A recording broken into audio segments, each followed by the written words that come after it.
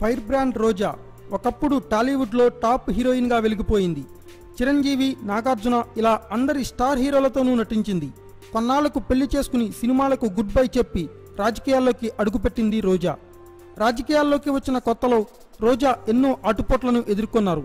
ఇప్పుడు మాత్రం రోజా అంటే ఒక ఫైర్ బ్రాండ్.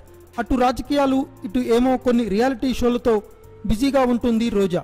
అసలు రోజా గురించి మనము కొంచెం క్లుప్తంగా తెలుసుకుంటే, ఆమె రాజకీయాల్లోకి వచ్చిన కొత్తలో టీడీపీ పార్టీలో చేరారు. అప్పుడు కాంగ్రెస్ నాయకులు ఆమెను తీవ్రంగా విమర్శించేవారు.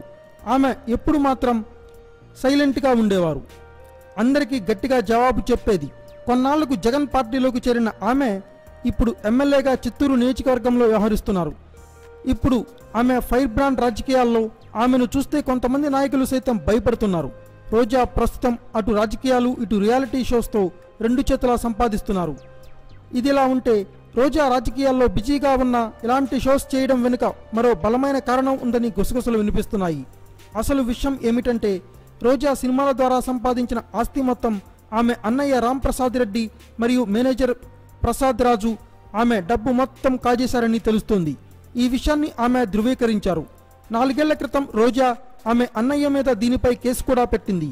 రోజా సినిమాల్లో నటించినప్పుడు డబ్బు వ్యవహారాలన్నీ ఆమె అన్నయ్య చూసుకునేవాడని, అప్పుడే డబ్బు మొత్తం కాజేశారని రోజా సన్నిహితులు చెప్తున్నారు.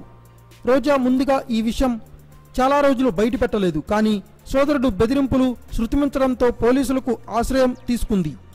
ఈ విషయం తర్వాత తన ఆర్థిక బాధ్యతలు మొత్తం తానే చూసుకుంటుంది రోజా.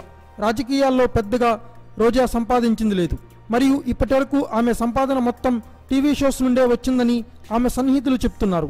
అందుకేనేమో రాజకీయాల్లో ఎంత బిజీగా ఉన్నా రోజా టీవీ షోస్ను మాత్రం వదలలేదు.